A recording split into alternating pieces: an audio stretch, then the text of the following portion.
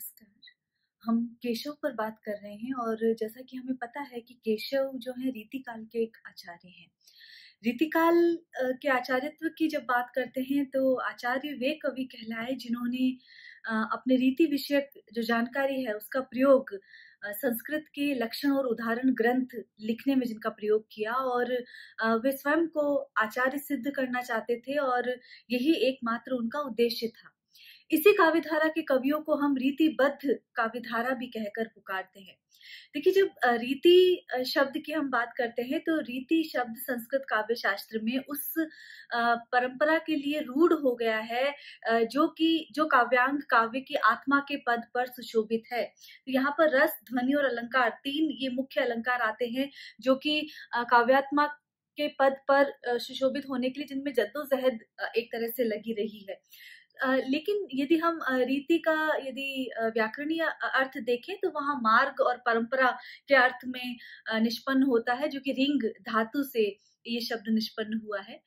जब हम केशव की बात करते हैं तो उनका जन्म हम पाते हैं 1555 ईस्वी में और उनका देहावसान 1617 ईस्वी में। रामचंद्रिका जो रचना है वो 1601 ईस्वी में प्रकाश में आती है।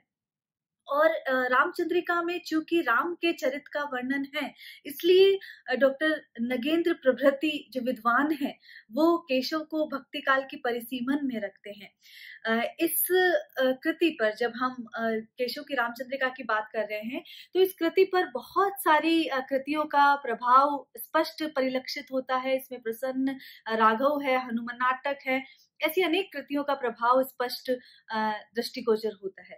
निषद चरित्र की जो परंपरा है वो भी इसमें दृष्टिगोचर होती है। जब हम रामचंद्रिका की बात करते हैं तो रामचंद्रिका में राम कथा तो है, लेकिन वहां श्रृंखलाबद्ध कथात्मकता नहीं आ पाती है। तो एक ये कमी यहाँ पर रामचंद्रिका की नजर आती है। बहुत अधिक छंदों का प्रयोग यहाँ पर किया गया है, बहुत सारे अलंकारों का सायास जो प्रयोग है केशव अपनी रामचंद्रिका में करते हैं। संवाद योजना लाजवाब है, चाहे हनुमान और सीता का संवाद ले लीजिए, चाहे हनुमान और रावण का संवाद ले लीजिए, अंगद रावण संवाद ले लीजिए, बहुत ही सुंदर संवाद योजना की दृष्टि से कृति कही जा सकती है। लेकिन यदि प्रबंधात्मकता के गुणों की दृष्टि से देखी जाए तो अन्य सभी गुण होते हुए भी जो कथात्मकता है उसमें सूत्रात्मकता यहाँ पर नहीं देखी जाती है। तो ये एक कमी के रूप में हम इस कृति को देख सकते हैं।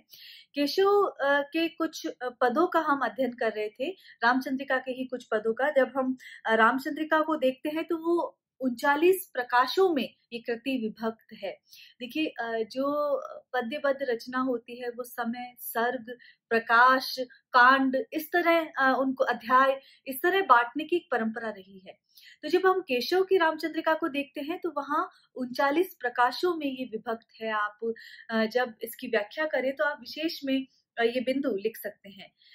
पंचवटी वर्णन हम बात कर रहे हैं। पंचवटी वो स्थान है जहां पर अपने जब वनवास के समय राम, सीता और लक्ष्मण वहां रहे थे और पंचवटी की महिमा का वर्णन करते हुए लक्ष्मण ये कहते हैं, सवैया पद है, लक्ष्मण कह रहे हैं कि सब जाति फटी दुख की दुपटी, कि सभी प्रकार के जो दुख है, ऐसा लगता है कि यहाँ पर आने से, पंचवटी में आने से सारे प्रकार के जो दुख है उनका शमन हो गया है।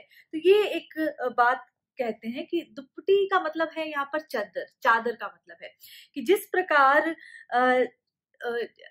ईश्वर के दर्शनों से, या हम कहें कि यहाँ पर क्योंकि शिव जी की बात बार बार केशव कर रहे हैं, तो जिस प्रकार शिव के दर्शनों से यदि हम देखें तो जो सांसारिक है उनके सारे कष्टों का शमन हो जाता है।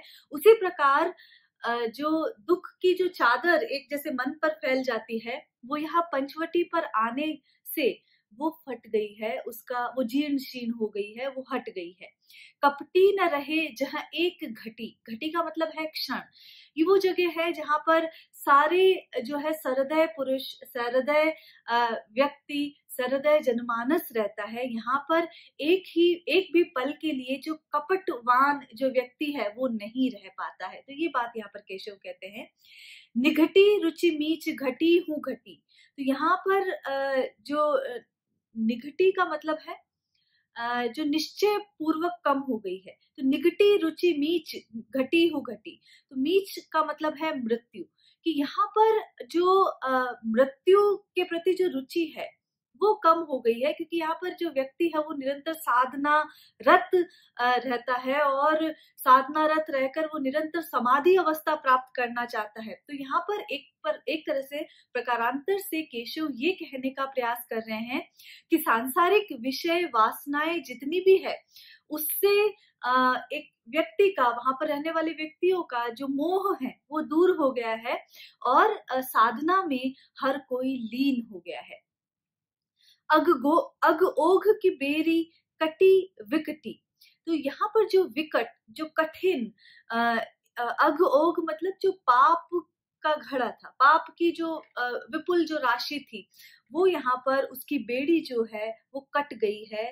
तो यहाँ पर सिर्फ और सिर्फ सत्व जो कर्म है वही शेष रह गए हैं। निकटी प्रकटी गुरु ज्ञान घटी, और चूंकि सभी ज्ञान रत हैं, सभी साधना रत हैं, तो गुरु रूपी जो ज्ञान है, वृहद जो ज्ञान का भंडार है वो निरंतर बढ़ता ही जा रहा है हर मनुष्य के मस्तिष्क में। चाहू औरन नाचती मुक्ति नटी, और हर एक और कौन नृत्य कर रहा है? जो मनुष्य को मोक्ष प्रदान करने वाली जो मुक्ति रूपी जो नर्तकी है वो निरंतर यहाँ पर हर और नृत्य कर रही है। गुण धूर जटी वन पंचवटी, धूर जटी का मतलब है महादेव, जो ईश्वर को कहा जाता है, यहाँ पर शिव को कहा गया है यहाँ पर। तो यहाँ कह रहे हैं कि पंचवटी में इस प्रकार यदि देखा जाए तो पंचवटी शिवजी के गुणों से बहुत अधिक साम्य दिखाई देती है। जिस प्रकार शिव के दर्शन करने से सभी प्रकार के दुखों का शमन हो जाता है, वहां पर शिव के दर्शन करने से किसी प्रकार का कपट या मेल मन में नहीं रह पाता है। जो मृत्यु के भय से व्यक्ति दूर हो जाता है, आवागमन के चक्कर से व्यक्ति मुक्त हो जाता है, तो वो वाली बात यहाँ पर कह रहे हैं। तो चूंकि ये सारे गुण शिव में भी पाए जाते हैं, तो पंचवटी जो है शिवजी के दर्शनों की भांति ही, शिवजी की ही भांति जो मोक्ष प्रदान करने वाली है, इस प्रकार एक साम्य यहाँ पर कवि दिखा रहा है कि कैसा अनुभव होता है पंचवटी में आगमन से। तो जिस प्रकार शिव के दर्शन से सभी प्रकार के कष्टों का निवारण हो जाता है, उसी प्रकार पंचवटी में आने से भी सभी प्रकार के जो कष्ट हैं और जो व्यक्ति की दुर्बलताएं हैं मनोजगत की, वो सभी दूर हो जाती है। तो ये यहाँ पर बात की गई है। जब हम इसके कला पक्ष को देखें तो सवैया छंद है, दुर्मिल सवैया छंद आप लिख सकते हैं यहाँ पर। और जब हम देखते हैं कि इसका अगर लक्षण देखें तो इसमें प्रत्येक चरण में 8 सगण जो होते हैं और 12वें वर्ण पर यति मतलब ठहराव होता है। तो ये एक इसका लक्षण है। देखिए एक घटी और इस तरह जब देखते हैं पंचवटी तो अंत्यानुप्रास अलंकार है, दुपटी कपटी ये भी अनुप्रास अलंकार का यहाँ पर प्रयोग है, यमक अलंकार का प्रयोग भी है, मीच घटी हूँ घटी, जब हम ऐसे प्रयोग देखते हैं तो रूपक अलंकार का भी प्रयोग यहाँ पर देखा गया है। तो ये सारे अलंकारों का प्रयोग इन पदों में हुआ है। ब्रजभाषा का पद है और दुर्मिल सवैया छंद है। तो ये पंचवटी की बात है जिसमें लक्ष्मण यहाँ पर केशव लक्ष्मण के माध्यम से पंचवटी की महिमा का गुणगान कर रहे हैं, जो कि शिव के दर्शनों के तुल्य है, समतुल्य यहाँ पर बताया गया है। आगे का जो पद है, अगला जो पद हनुमान लंका गमन, जब हनुमान लंका जा रहे हैं तो वो दृश्य कैसा लग रहा है? हमने जो जितना पढ़ा है, चाहे हम वाल्मीकि की रामायण पढ़ रहे हैं या तुलसी का मानस जब हम पढ़ते हैं, तो ये सर्वविदित है कि हनुमान जो है आकाश मार्ग से लंका की ओर गए थे, क्योंकि वहां पर बीच में एक बहुत ही विशाल समुद्र था, तो इसलिए उन्होंने आकाश मार्ग को चुना। तो यहाँ पर वो कह रहे हैं, केशव कह रहे हैं, हरि केसो वाहन की संधि केसो हेम हंस। हरि यहाँ पर विष्णु के लिए आया है, हरि यू ईश्वर को कहते हैं, लेकिन यहाँ पर विष्णु के अर्थ में प्रयुक्त हुआ है। कैसो मतलब के समान, हरिकेशो वाहन, कि ये जो आकाश से जो जा रहे हैं लंका की ओर, ये कैसे प्रतीत हो रहे हैं कि मानो विष्णु का जो वाहन है, कौन है? गरुड़। देखिए यहाँ पर जब हम केशव को पढ़ते हैं तो वहां पर आपका जो ज्ञान है, आपको ज्ञान होना चाहिए कि विष्णु का वाहन कौन है? गरुड़। तो उसकी बात कर रहे हैं। गरुड़ शब्द यहाँ नहीं आया है, लेकिन यहाँ प्रकारांतर से कह रहे हैं कि जैसे विष्णु के वाहन गरुड़ जो है, जो कि तीव्र गति से उड़ता है, उसी प्रकार हनुमान जो है आकाश मार्ग से जा रहे हैं। की विधि, और या कि ऐसा लग रहा है, विधि मतलब जो विधाता है, जो सभी का जो जन्म मृत्यु लिखते हैं, अर्थात कौन? ब्रह्मा। कि विधि केसो हेम हंस, या कि ऐसा लग रहा है कि ब्रह्मा के स्वर्ण हंस की समान कोई आकाश में तीव्र वेग से जा रहा है। लीक से लिखत नभ पाहन के अंक को, तो ये या तो विष्णु के जो वाहन है गरुड़ के समान, या कि जो ब्रह्मा के जो वाहन है हंस के समान कोई आकाश में गमन कर रहा है, और ऐसा लग रहा है कि आकाश रूपी पत्थर पर वो लकीर खींचता हुआ सा जा रहा है। तो ये लग रहा है कि आकाश रूपी पत्थर पर कोई सोने की रेखा सी खींचते हुए, स्वर्ण रेखा सी खींचते हुए कोई या तो स्वर्ण हंस जा रहा है, या कि गरुड़ वहां पर जो कि विष्णु का वाहन है, वो लंका की ओर आकाश मार्ग से गमन कर रहा है। तो यहाँ पर तुलना की गई है हनुमान के वेग की विष्णु के और ब्रह्मा के वाहन से। लीक सी लिखत उपमा अलंकार है कि ऐसा लग रहा है। नभ पाहन रूपक अलंकार है, नभ रूपी पत्थर, तो नभ रूपी पत्थर पर एक लकीर सी खींचते हुए, जैसे कि विष्णु का जो वाहन है गरुड़, या कि जो ब्रह्मा का वाहन है हंस, वो जाता हुआ प्रतीत हो रहा है। तेज को निधान राम मुद्रिका विमान केंद्र, या कि लग रहा है कि जो राम ने उनको मुद्रिका दी है, उनको जो अंगूठी सौंपी है सीता को देने के लिए, उसी के तेज का जो प्रताप है कि उस तेज से हनुमान जो है वो तीव्र वेग से लंका की ओर बढ़ते ही जा रहे हैं। लक्ष्मण को बाण छूट्यो रावण निशंक को, या कि कैसा प्रतीत हो रहा है कि लक्ष्मण ने कोई निशाना साध कर एक बाण छोड़ा है रावण की ओर, और वो तीव्र वेग से, शंका रहित होकर, भय रहित होकर वो उसी दिशा में तीव्र वेग से गमन कर रहा है। तो ये सारी बातें, सारे जो यहाँ उपमान दिए गए हैं, वो हनुमान के वेग को और हनुमान की जो एक सीध में जो वो निर्विघ्न रूप से लंका की ओर बढ़ रहे हैं, उसको यहाँ पर तुलना करने का प्रयास केशव ने किया है। गिरिगंज ते गजगंड ते उड़ानियो सुबरन अली, या कि ऐसा लग रहा है कि मानो, यहाँ पर उत्प्रेक्षा अलंकार है, ऐसा लग रहा है कि मानो पर्वत रूपी जो हाथी है, रूपक अलंकार, पर्वत रूपी हाथी के जो कुंभ स्थल है, उससे जो स्वर्णाभ रंग का कोई भ्रमर है, वो सीता के चरण है, कमल रूपी जो चरण है, उनका ध्यान किए हुए निरंतर उस ओर गमन कर रहा है। सीता पद पंकज, सीता पद पंकज सदा कलंक रंग को, तो वहां पर सीता के चरण कमल में स्थान पाने के लिए कोई भ्रमर जैसे के लिए उड़कर आकाश मार्ग से जा रहा हो। केशोदास आसमान में, हवाई सी छूटी केशोदास आसमान में, ऐसा लग रहा है जब हनुमान जा रहे हैं कि आकाश में, आसमान में कोई हवाई सी छूटी है, कोई आतिशबाजी किसी ने कर दी है, ऐसा प्रतीत हो रहा है। कमान कैसो गोला हनुमान चलियो लंक को, या कि ऐसे लग रहा है कि किसी ने तोप से जो लाल वर्ण का गोला जो है वो तीव्र वेग से छोड़ा है, उसी प्रकार हनुमान जो है लंका की ओर निरंतर गमन कर रहे हैं। तो देखिए पूरे पद में हम देखें तो उपमा, रूपक, उत्प्रेक्षा और अनुप्रास अलंकार यहाँ पर स्पष्ट लक्षित हो रहे हैं, और जो छंद है वो दंडक छंद का प्रयोग केशव ने किया है। तो ये बात ध्यान रखिए कि दंडक, सवैया, रोला, विजया, घनाक्षरी, इन छंदों का प्रयोग रामचंद्रिका में केशव ने किया है। सीता दर्शन। अब वहां पर पहुंच चुके हैं अशोक वाटिका, और वहां पर जब हनुमान सीता को देखते हैं तो वो पहली पहल अनुभूति और वो दृश्य, वो बिंब कैसा चित्रित होता है, वो यहाँ पर केशव ने चित्रित करने का प्रयास किया है। देखिए, दृश्य बिंब कहलाता है कि आप कुछ पढ़ें और उसको देखकर एक दृश्य आपके सामने उपस्थित हो जाए, तो ये एक दृश्य बिंब है।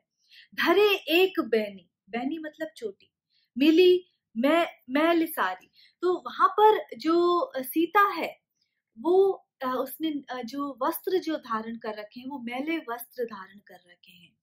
सीता चूंकि रावण वहां पर उनका अपहरण करके लाया है, लेकिन रावण उन्हें एक रानी की तरह रखना चाहता है। वो तमाम तरह के उस पर आभूषण और वस्त्र उन पर न्यौछावर करता है, लेकिन सीता उन्हें नहीं अपनाती, और जो सादगी है, जो सादा वस्त्र उन्होंने धारण किए हैं, तो वो बात यहाँ पर की जा रही है।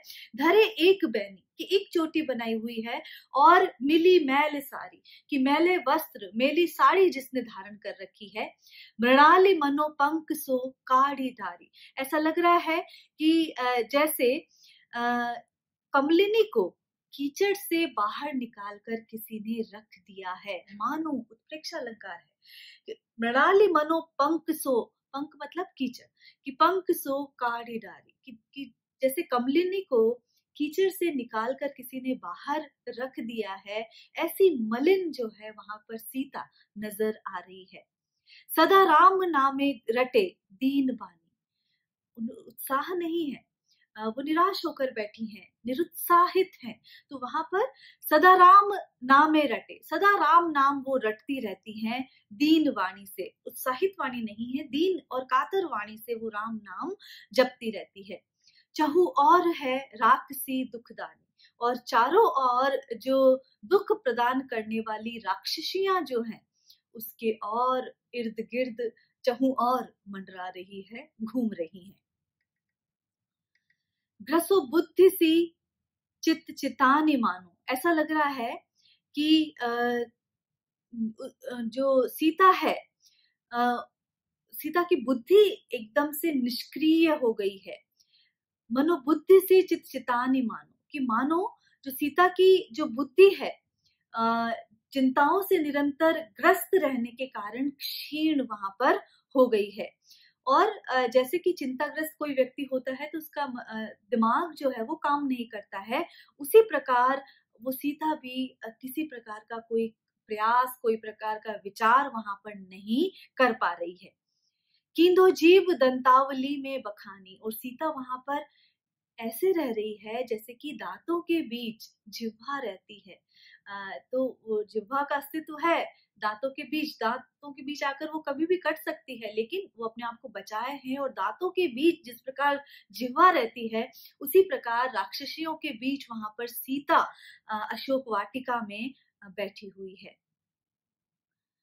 कींधो धरी के राहु नारिन लेनी, ये उस समय ऐसा प्रतीत हो रहा है कि जो अमृत से युक्त और सभी कलाओं से युक्त जो चंद्रमा है उसको जिस प्रकार राहु घेर लेता है, उसी प्रकार सीता को वहां राक्षसियों ने घेर रखा है।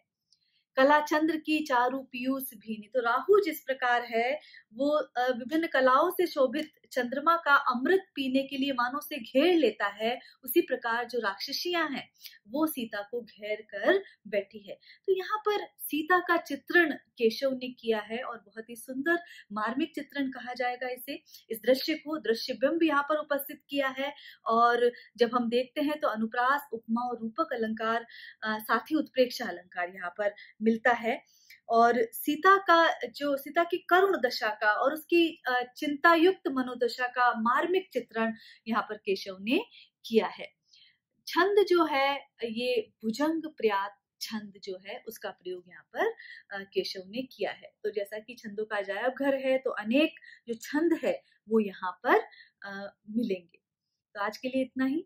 केशव की रामचंद्रिका पर बात हम निरंतर जारी रखेंगे। केशव अलंकार प्रियता है, शब्द चमत्कार में उनकी रुचि बसती है, उक्ति वैचित्र्य के वो धनी माने जाते हैं, और वाग वैदग्ध्य उनकी कृति में मिलता है।